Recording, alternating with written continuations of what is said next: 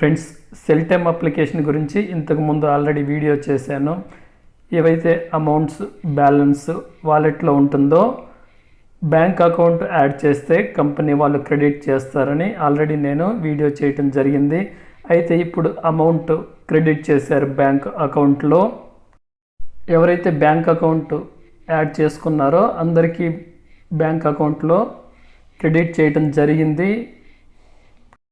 ఇంతకు ముందు వీడియోలో నేను మెన్షన్ చేశాను 211 రూపీస్ 18 పైసా నా వాలెట్లో ఉంది.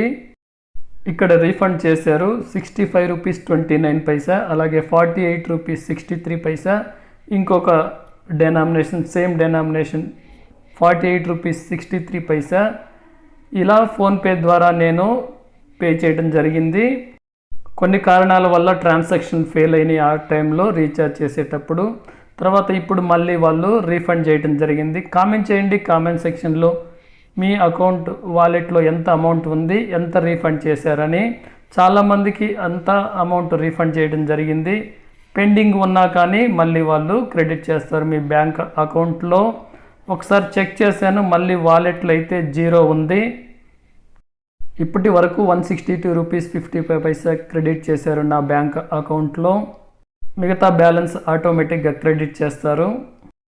సన్రైజ్ మిత్రా గురించి ఆల్రెడీ వీడియో చేయటం జరిగింది. తెలుగు వారి కంపెనీ 24/7 వాట్సాప్లో సపోర్ట్ ఉంటుంది. కస్టమర్ కేర్ కూడా తెలుగులో అవైలబుల్ ఉంటుంది. ఏఈపీఎస్ సర్వీస్ ఉంది, మైక్రో ఏటీఎం సర్వీసెస్ కూడా అవైలబుల్ ఉంది. ఆల్రెడీ వీడియోస్ చేశాను, లింక్ డిస్క్రిప్షన్లో ఉంటుంది. ఇక్కడ ఇంకొక వీడియో కూడా చేయటం జరిగింది, కమిషన్ ఎలా ఉంటుందని కూడా కంప్లీట్ డీటెయిల్స్ ఇవ్వడం జరిగింది.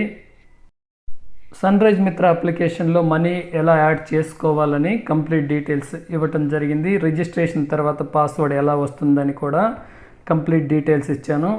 నేను ఆల్రెడీ వీడియో చేయటం జరిగింది. నా వాట్సాప్ నెంబర్ డిస్క్రిప్షన్లో ఉంటుంది.